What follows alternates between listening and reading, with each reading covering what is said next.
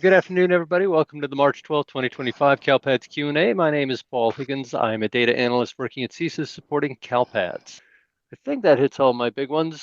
Moving on into announcements. The one big one I got is that Fall 2 is still in motion.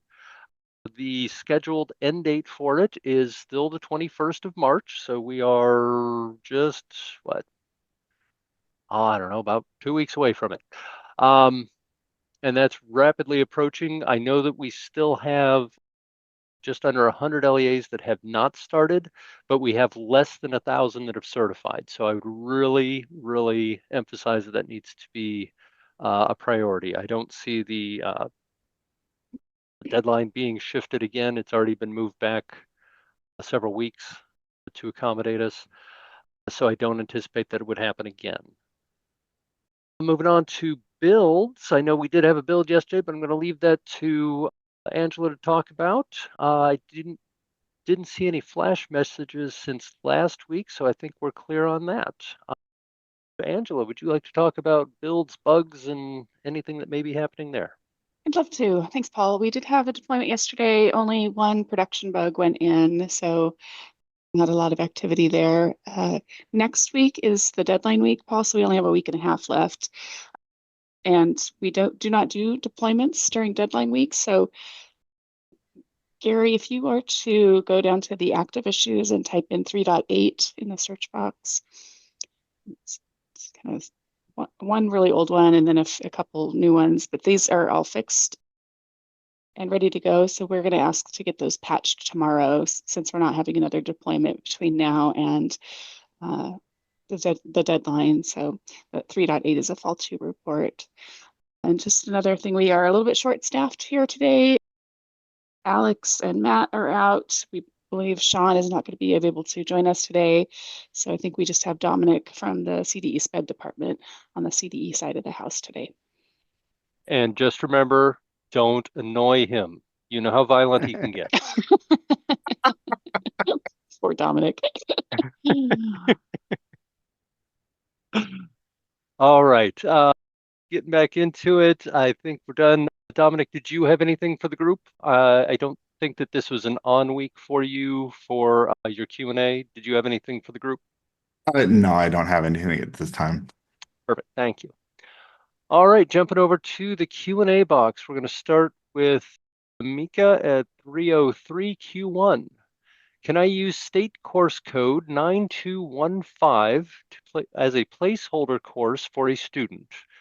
Will it be a problem with CalSAS or any other state reportable entity?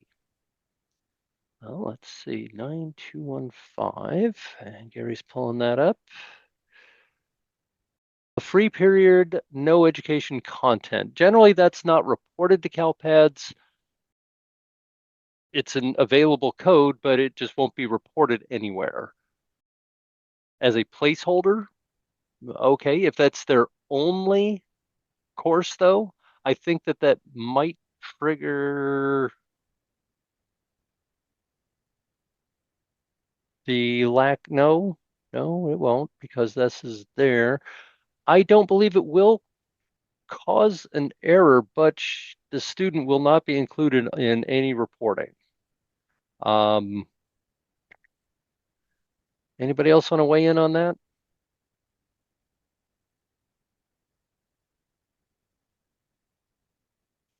All right.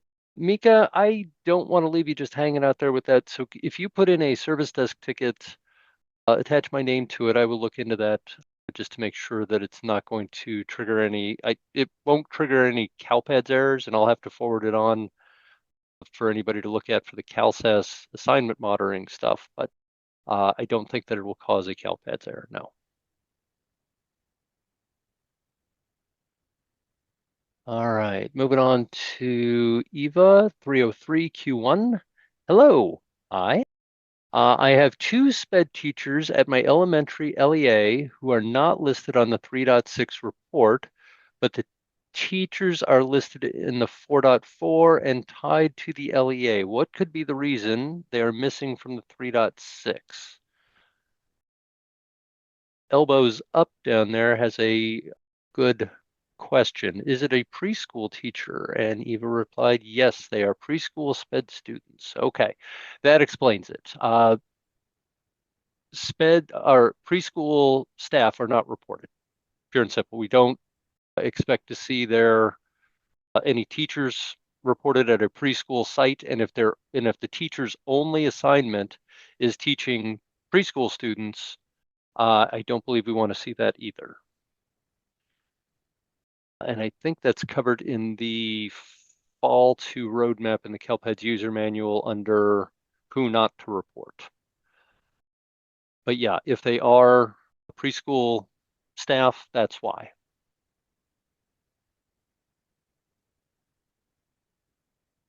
All right, moving on. Carrie at 305 Q1, middle school core indicator question. Fun fact, everyone, I see a service desk ticket coming up. Right. If a teacher with only a multi-subject credential teaches two different subjects in an appropriate course setting, both with the core indicator equal to yes, and the courses are coded as departmentalized courses, not the self-contained 1000s, please confirm that they will not be flagged as a misassignment with CalSAS. Multi-subject, two different subjects. I am going to point you to the CTC webpage that has the credential, I don't know, check tool, the appropriate credentials for non-classroom based assignments tool. And I'm going to put that into the chat here. Hold on. Paste. All right, I just pasted the CTC site into the chat, and you can then specify the course number, which we said was They didn't have one. They just said oh, they didn't have one. departmentalized courses. Yeah. Okay. Yeah, you can plug that number into CTC's webpage, and it will tell you what credential is required to teach that course. The whole assignment monitoring thing is done via CTC. It uses CalPADS data, but they make the determinations. That's why we struggle so much to actually address some of these questions with will this or won't this? And the honest answer is we're not always sure. So work with CTC on that, and you can get a better understanding of what they're going to consider appropriate there. If I would add, Carrie, your description sounds safe or correct as far as describing what a course setting is and submitting that information to CalPADS. The definition of a course setting by the CTC, I have added to the chat, and I'll paste it in as soon as we move on to the next question. All right, moving on to the next question. We have Elizabeth at 305 Q1. What can you tell us about the new Universal Benefits Application template for Sunbucks? It says it is required for all students in CEP. That defeats part of the benefit. And we are required to use the template, or can we use the current universal form that we are using? All right, so CalPADS Flash 292 is up on the screen from October discussing the Sunbucks. I know that there's been a lot of discussion since then, and I am woefully That weak flash on says this. that the CEP schools have to use it. I think there's a table if you scroll down, which forms this by school type you need to be using.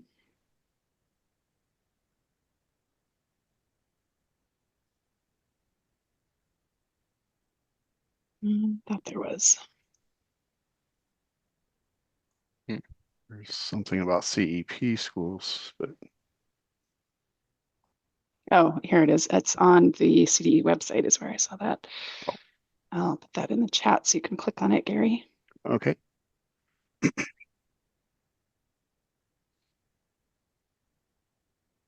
And it does say that more info is going to be coming out. This was just published, I think, last week.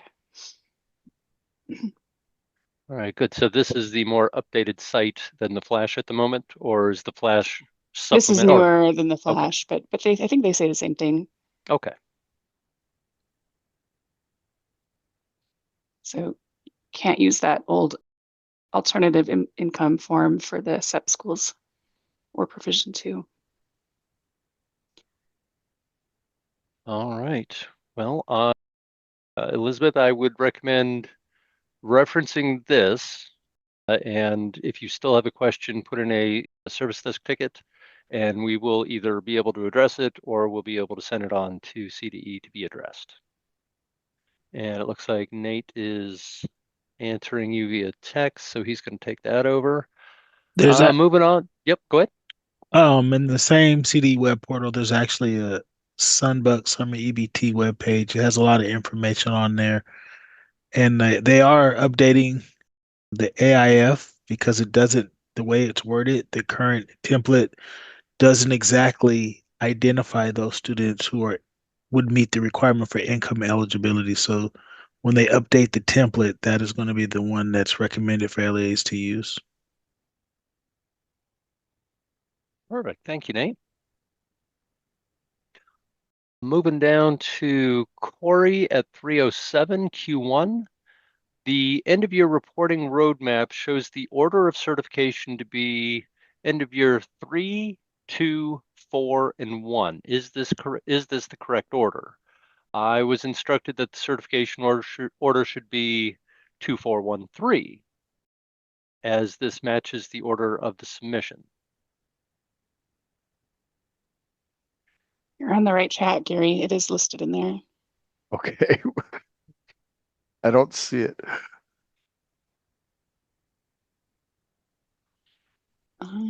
If you search on EOI order, not in that box. That one's not No. working.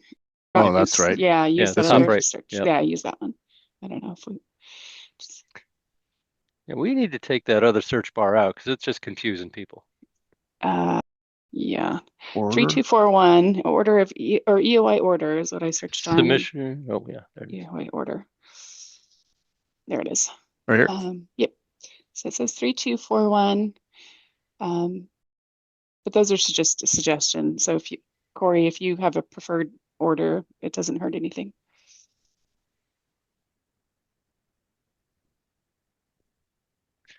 Now, Angela, kind of off topic but related, was there still ongoing discussion about making a required order so that way all the data were consistent for AMARD?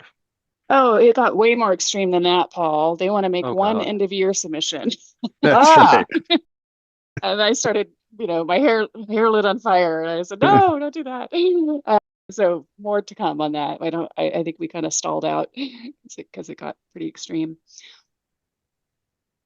Yeah, And that Alex he does 2, 3. I would start with 2 too, for personally, just because it's an easy win. mhm. I think we were talking to Rebecca at Fresno COE yesterday, and she said the same thing, that she does EOI 2 first. All right, moving on. Corey, I see your Q2. We'll come back to that. Bavita at 308 Q1. The Fall 2 Snapshot Report 3.8 missing secondary information issue. By secondary, do you mean secondary enrollment? I just told them that title was poor. I'm sorry, that was my title. It's Oh, it not, was? Oh, okay. I think. I thought they did that. Well, no, they rearranged it a little, yeah. So it's missing, Gary wrote this up, so it's missing if it's a student with disability and they have a disability 2, is that it, Gary? Their second Actually, both disability? disabilities, if they have one Both. and a 2, but it was given at the primary enrollment, it doesn't show up on the report, at least not until it was fixed. If you had a secondary enrollment without any special ed data, they weren't counting the disabilities on this report. Oh, that's what that secondary is referring to. There's Yeah, secondary enrollment. enrollment. Okay. Yeah. All right, that's cleared up. Got that. Moving down to Asia at 309. For EOY, do LEAs have to report study hall, lunch, and office aid courses in CRSC or SCSE? It's not required, and because none of those have any reportable credit or academic, what's the phrase? Not academic benefit, but academic content. I would say that those are pretty much optional. I don't believe that they're actually included in any of the EOY1 reports. So yeah, elbows up is correct. That's at the discretion of the district on reporting them, but just no, it's probably not going to end up on any report. Larney, 309 Q1 for Dominic. Any student attending private school when either assessed for SPED services or approved for SPED services will be enrolled with the enter code 50 under the private school 0000001. Is that correct? We should be enrolling them in CalPads with enter code 10 because we will be required to submit the SCSE, SCSC course data and STAS attendance. That's correct, unless the student is attending a private preschool that is only a private preschool, then they must be enrolled with a primary enrollment at the district level, and they would be on an IEP. Perfect. Thank you, Dominic. Moving down to Natasha at 309 Q1 regarding Sunbuck's new eligibility requirements for 2025. Their site indicates that the F is not sufficient to qualify a student, but I do have students with the 181, 182 programs in CalPads who qualified via AIF. How will Sunbucks be able to distinguish those from ones who qualified for categorical eligibility or DC extended benefits?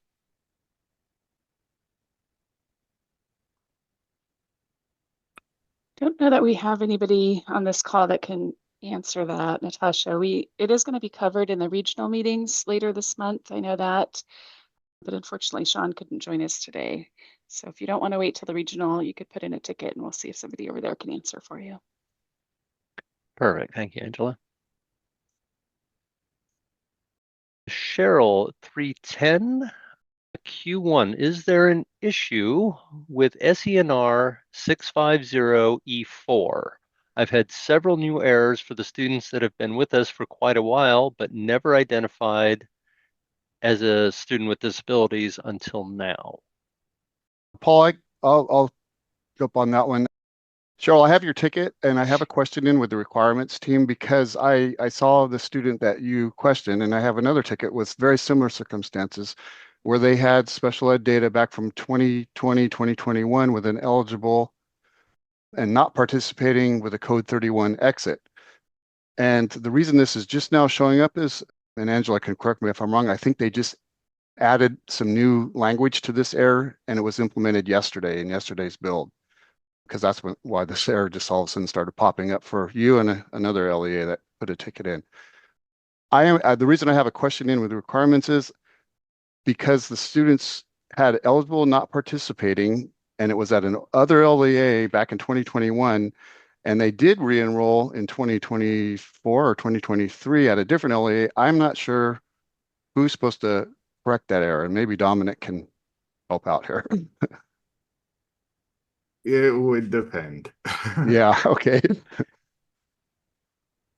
So I'm waiting for requirements to get back to me. I sent that in about the same time you put the ticket in, but they're pretty busy over there, so I haven't Yeah, heard they back have from them yet. one. They haven't got back to me from yesterday Yeah. on Gary, so I think Yeah. they're backed up. I have one for, it's a warning, SPRG 247E2, something about Title I schools, but it's triggering on students who left a long time ago. They have not been enrolled. My example, the student left in 2010. Pretty sure that should not be triggering, but it's likely a bug, but I'm just waiting for them to confirm that. Yeah, I'll get back to you as soon as I hear back, because I'm anxious to know what the answer is too. All right, thank you. Appreciate all that. And Dominic, you're right on Truman's watch list. He's right on you with those one-handed economists. It all depends. On the one hand, on the other hand, we're all there with you, Dominic. We're all there with you. All right. We got that done. Do, do, do.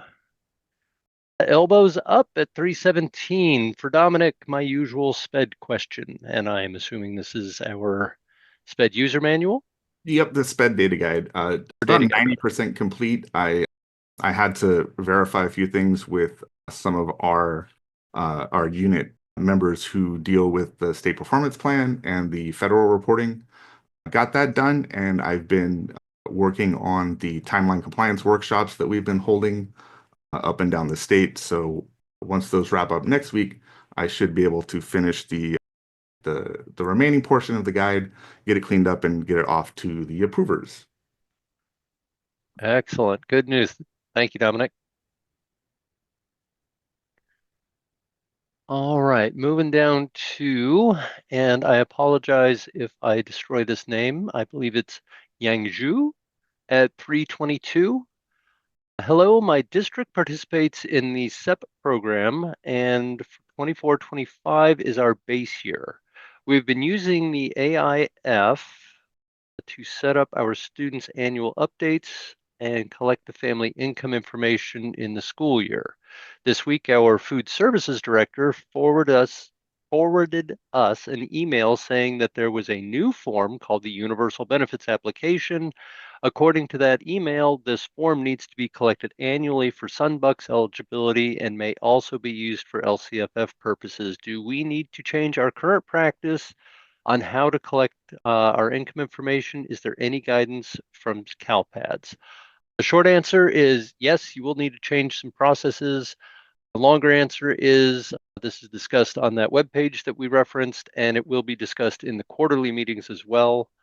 So there is additional information already posted, but there's more information still to come.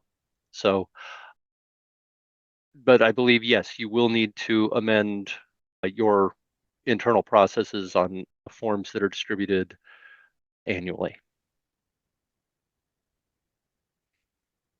Larnie, I see your Q2. We'll come back to that. Joy at 324. I have the same issue with the SENR 0650E4, similar scenario as you mentioned. Should I submit a ticket? I would put a ticket in because depending on once I get the answer, I'll be able to answer you with and just put in if you have some example SSIDs, go ahead and put those in, and then once I get an answer, I can give you an answer because I don't think it's a bug. I think they just added some validation to rule to this error that's now triggering. Very good. Thank you. All right, moving down to Stephanie at 325. Q1, if a student transfers to school A from school B during the school year and has 5 suspensions, all the suspensions happen at school B, do those suspensions count against school A or school B? The sync data, the sync SIRS and soft data are all submitted from the site where the incident happened. So if they all happened at school B, then all of that information would be authored under school B's information, and the effective dates of those incidents would determine where they showed up on the reporting also. So if school A has a cutoff date in January, the enrollment end date, and school B has a enrollment start date right after that, and all the incidents started happening after that date, they would all appear on school B. If school A had no incidents with the student, no suspensions, no problems, ended their enrollment, for end of year reporting, nothing would be reported for them.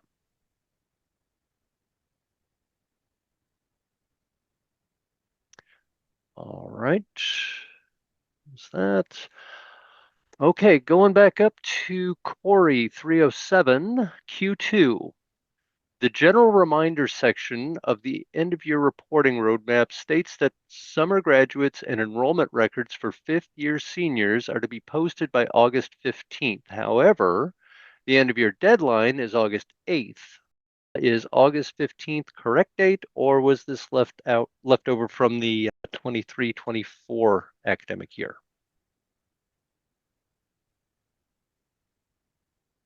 Kyron, did you say you posted the new EOI roadmap? Yes, and that's part of it. So I think the context here is more on since the deadline is August 8th, if you have still enrolled students, then the record should be updated before 8:15 for the cohort collection. So I'll have to rephrase that. Yeah, Okay. and on that Yeah. topic, some of the feedback we heard at the Aries conference was that a lot of schools are starting earlier and earlier in the school year. So they want people to, or they're, there's a wide variety. Some people start in August, some people start in September. So they want us to send out some kind of communication to encourage folks to, at minimum, put their fifth year enrollments in CalPads sooner rather than later. Don't wait on that so that your cohort counts as still enrolled rather than a dropout. So we're going to be working with CDE on that. Yes, so to answer the question, uh, end of year 3 data should be certified by August 8th because that's the deadline. However, if you have high school schools that have still enrolled students for the fifth year, you have to upload their future enrollment before August 15th because that's the cutoff for the cohort collection. Perfect. Thank you, Kyron. Yeah, and we don't, I don't know, we struggled with that, it seems in my mind that the dates should be the same, the deadline and the cohort cutoff, but so they're going to be a little bit out of sync this year. So just something to be mindful of. Got it. Thank you. Moving on to Larney's Q2 at 322. Q2, follow up to my question. Dominic, can you provide us the scenario number for the private school to be enrolled with 10 under the district level? So there's And not going to be a scenario number because that has just been how it's done since SPED data was rolled into CalPad. The only change was earlier, I think earlier this year, maybe late last year, when the guidance came out that if a private school also serves students on grades above preschool, then they could be served on a services plan enrolled with the non-ADA enrollment code, even though they're a preschool student. But preschool private school students that attend a private preschool that only serves preschoolers, it's always been the case that it is a district level primary enrollment on an IEP. all right, thank you, Dominic.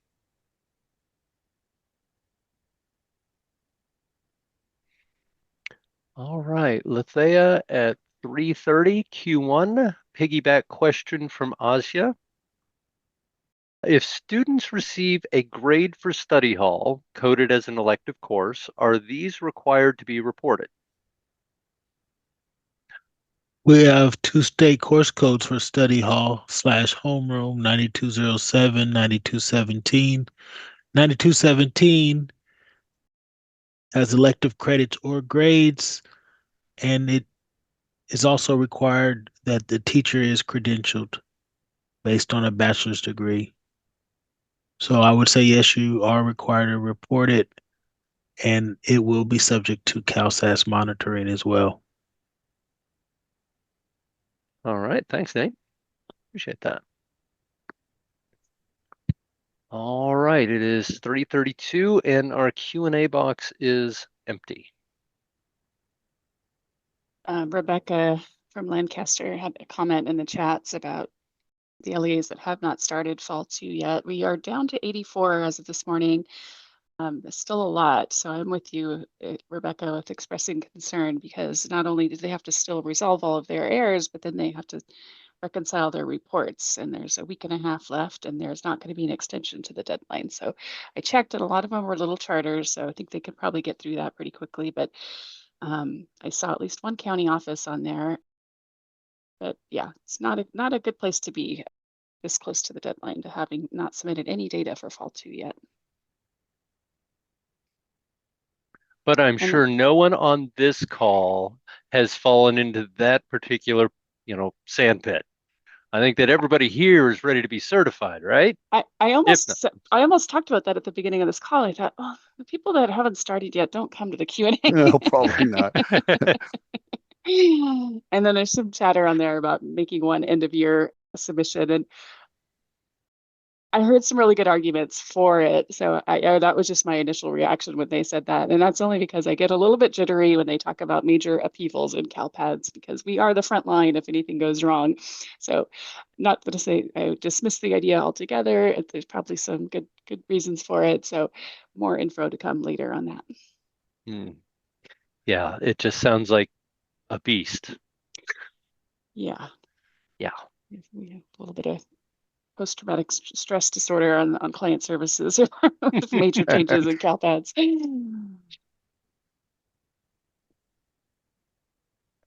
All right, we're still hanging tough, waiting for more questions.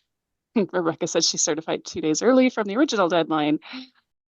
That's good. Yeah, the original was February 28th, so we were already past that. So Yeah. um, Although we acknowledge that there were issues that justified the extension, we definitely appreciate you getting it done sooner rather than later and understand the delays. It's just we need everyone to get past the delays now. Here we go. Larney, 335 Q3. Are the EL Ed services used to determine EL credential of the teacher teaching the class? If yes, does this mean that we should gear the assignment of the EL Ed services based on the teacher's credential, or will it be based on the course that is being taught? Ideally, they're dovetailing that the teacher's credentials and what they are authorized, the services that they're authorized to provide, hopefully dovetail with what's being offered in that course. If you're offering an immersion course, you don't want somebody who doesn't speak the language and was offering supplemental services. That wouldn't work out. And if I recall CDE's comments on this tone of question before, you should accurately reflect what the course is and what is being offered in that course, agnostic of reviewing credentials and everything else. All of that should have been worked out prior to and the appropriate teachers assigned to each course. That's kind of why CTC wanted to see the data and has created the assignment monitoring. That if you're just putting courses up and then putting a teacher in that doesn't have the correct credentialing, they want you to either address that by having a new teacher in there or a different teacher in there, or address the data you're sending up to CalPads to be more reflective of the reality of the situation.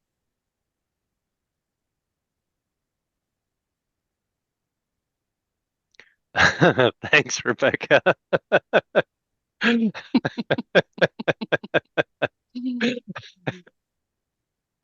he can't read that. This is recorded. That's Yeah, right. I can't say that out loud. I've already been talked to about that. I can't say those words. But I do appreciate the commentary, Rebecca. Going down to Lori, 337 Q1. Do we anticipate a firm EOI amendment window deadline of August 8th, or might there be an extension due to natural disasters, etc.? Obviously it's a fluid situation every time we open up the submission. I don't think anybody expected January wildfires in LA. So, that, changed our dynamic on what we expected for fall one. End of year could shift based on whatever happens over that period. If we have an influx of fires, earthquakes, floods, locust, whatever it Yeah, is, I know. you know, obviously CDE has the ability to offer an amendment window, but um, we don't have a crystal ball about, what's going to be happening there. But nothing related to current known disasters then. Again, CDE may need to review what's going on with all the affected areas with the wildfires to see that they have recovered or have, recovered sufficiently where they can do the work. I don't know that any conversation on that topic's been held yet. Yeah, we only got 46 LEAs that requested a little bit more time to fall one due to the fires. And of those, not even all of them used that time, that meaning that they certified before the final or the original amendment window closed. I think you said it best, Paul. We don't have a crystal ball. I'm pleasantly surprised about the number of EOI CDD tickets we're getting, that people are looking forward into the future and resolving their end of year errors now rather than waiting. So that should make things a lot smoother for that submission window for everybody, us and the users. True. It's a couple weeks ago, I think I may have mentioned in the Q&A that I saw some end of year tickets coming in, and I just wanted you to focus on fall too. I may not have mentioned that I did appreciate the fact that you were looking forward. I mean, that's why the data discrepancies screen is there, that it runs and lets you know what the problems are extant in the system, just as they are, so you can address them earlier and make your lives a little bit easier later on.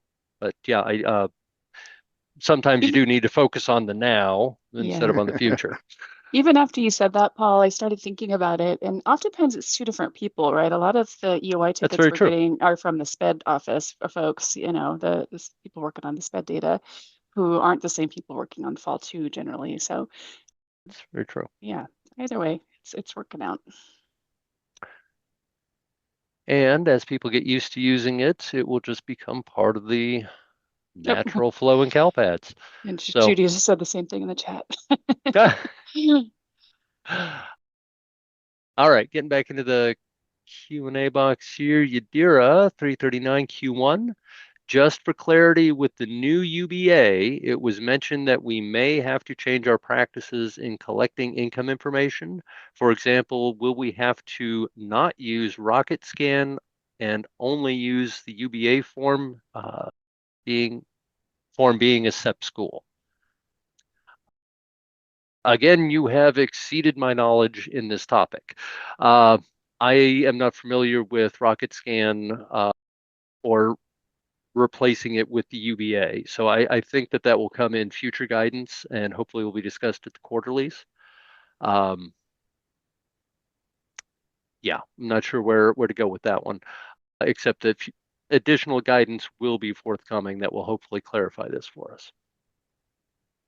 And it looks like Nate took you back to his corner all by himself, so he's going to be typing at you. Getting to the 341 Lethea Q2. Can you please direct me to the documentation that answers my Q1 so I can share it with the charter?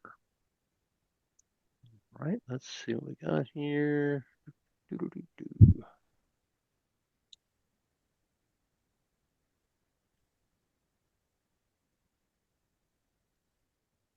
We're getting there, promise.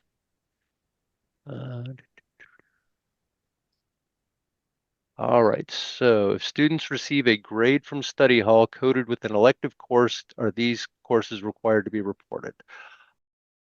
Nate, were you able to, or are you able to provide a link to some resources for Lethea supporting that statement? Sure. Thank you, Nate.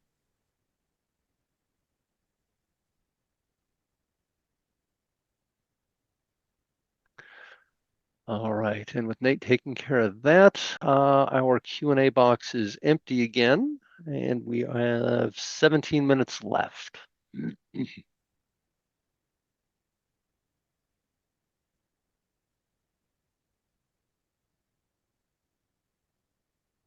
Just some light reading, Gary? Yeah, I'll just this thing's Sean is in the waiting room. She just sent me an IM that she was at a conference. So I'm letting her in right now. I'm gonna I'm make gonna her a give her co-host. yes. So I don't know if she is the SME on Sunbuck, so let's let her join and check in with her before we start badgering her with Sunbuck's questions. Sean, you have your rights now. Oh, Marshall, I'm trying to find a quiet space. Sorry. Sorry, I didn't realize you were out today. And you don't have to stay on if you don't want to. We're out of questions, except there were some we had to defer to tickets or to the regional meetings later in the month. They're asking some specific questions about Sunbucks, and I'm not sure if you're the SME and you want to tackle some of those now, or do you want to wait for the tickets and the regional meeting? I can try and do my best now. I can't see the Q&A though. So if someone doesn't mind, or is it in the answered? They should be in the answered, but I don't know because you're joining late if you're going to be able to see all the ones going back to 3 o'clock. Okay. Do you know what timestamp it was at? We got 305. and 309 as well. Okay, 305 from Kari. Elizabeth, but I think we kind of answered that one. Well, Oh, okay. I mean, And then you said 309? yeah. Yeah, 309 from Natalie, or Natasha, rather. Learning, Rebecca, Natasha, okay. The eligibility requirements for 2025. Income for student.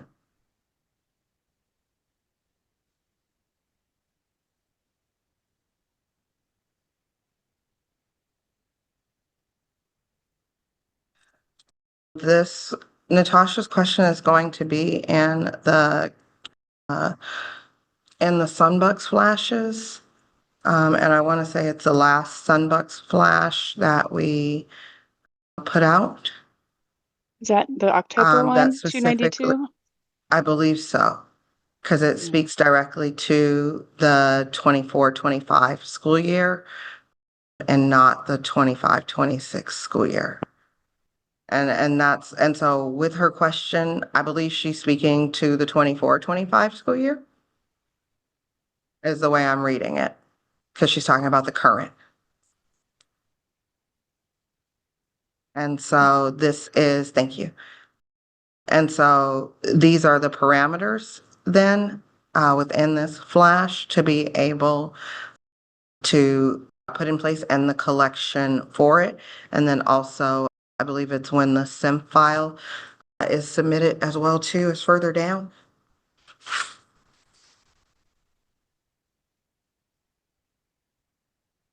Yeah, the reminders of what to collect there and when to be able to update.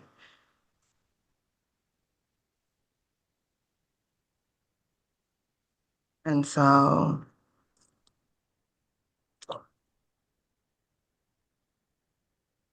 yeah, so the AIF does not automatically qualify for them. Do you have to submit the program records for those students that qualify? Yes, you do, because if not, we don't have a way of knowing. Natasha, and the reason why is because this is the difference between the Sunbucks program and what was formerly the PEBT program, and so that's that biggest like shift and change. All right. Natasha at 346 also added a Q2. Aren't they pulling for 2025 Sunbucks already? Yes, they have been, and that's why we encourage the LEAs to be able to submit those records. And so your program records, I mean, you can enter them throughout the year. However, they typically would have been submitted prior to census day, but you have students entering in and out all the time. So if you have a corresponding record that needs to go up, please by all means send it up. But yes, the final pull was that December 31st for the 2024, but is it still continuous and ongoing? Yes, it is, all program records. It just depends what date you put it in there, depends on that, that is how we know when that is how, that's how the families receive a card based on what dates are there. And that's why we encouraged everyone to be able to get that information in early. Gotcha. Perfect. Thank you, Sean. Appreciate that. You're I'm welcome, sure my pleasure. I'm sure everybody's looking forward to hearing about these in the quarterlies next week. All right. I'm not guaranteeing that they will hear about them necessarily next week, Paul. I'm not jumping into that ship. But when should they hear about them? Our end of year regional, the May regional is where we target for, is when we typically target for the subsequent school year information to be released. If we have it available next week, will we gladly release it? Yes, we will. But if not, we're still in the works for it and we'll release it as soon as possible. Oh, I misspoke then because I did see a slide in there for Sunbucks. But I told everybody that it would be covered at the regionals, and it's not next week, Paul. It's the following week. Sorry. I didn't see it filled. I haven't checked. Angela, I've been in the field the Yeah, last it's 2 not filled days. out. It's a Yeah, stub. Yeah, slide. exactly. And that's why I can't include it because we may not have it just then, or we're aiming for it, but it The may other not thing be. that Flash said that you might know the answer to is that we are applying, we being California, applying for a waiver for the alternative income form. Is that what you're waiting on information for? It said we didn't Don't, know if we were going to get the waiver or not.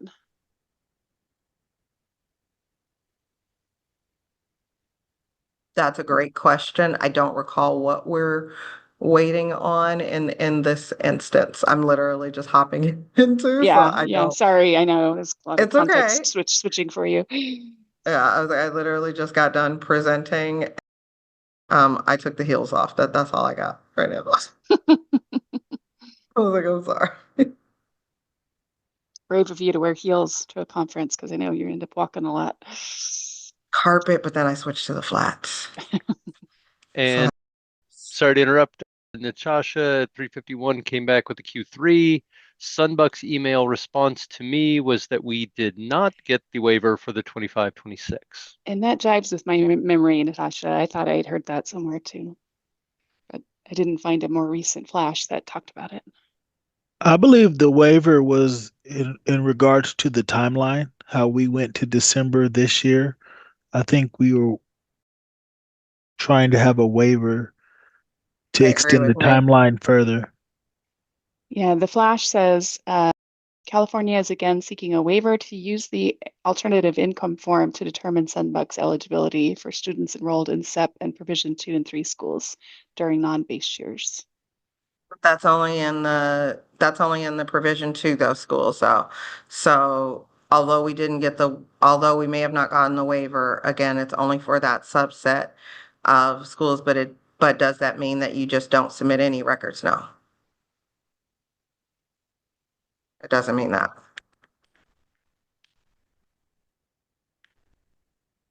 The UBA template, again, that's going to go back. Thank you, Leah, for your question. That's going to go back to our Nutrition Services Division, not to CALPADS on those specific subsets.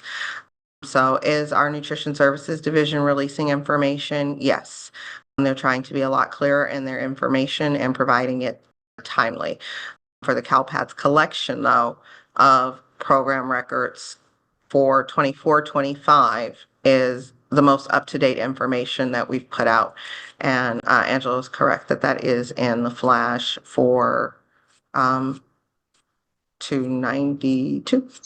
Yeah, 292. Yeah. 292 for 25-26. I can say that we will probably have a change, but what that change will look like just yet, I don't have that full information to be able to release. Is it forthcoming? Yes. Gary, there's a lot of questions in the chat. If you click the link, that's this. They have a web page, I think, in nutrition for Sunbucks, and they have the UBA template available. It wasn't available last week, but they have a link to it under application.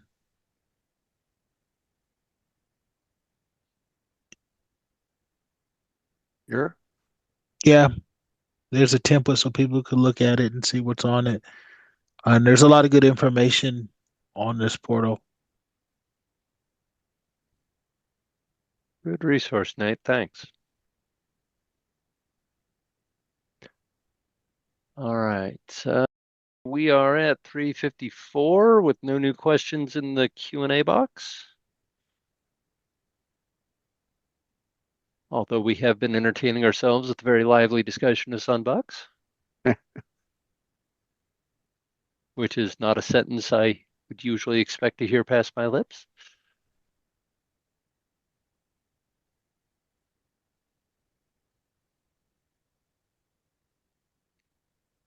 All right.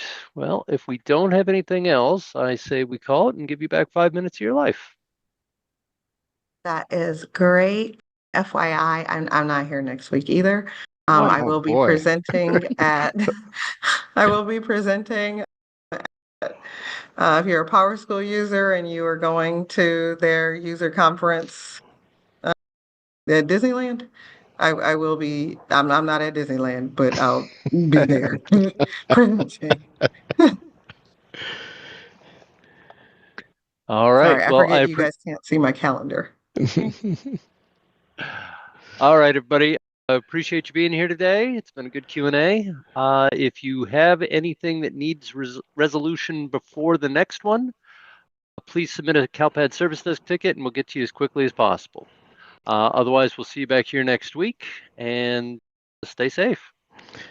That's great. Don't forget to save the chat, guys. There's some good resources and links in there. So, and the transcripts. So, you guys have a wonderful Wednesday afternoon. I'll see you.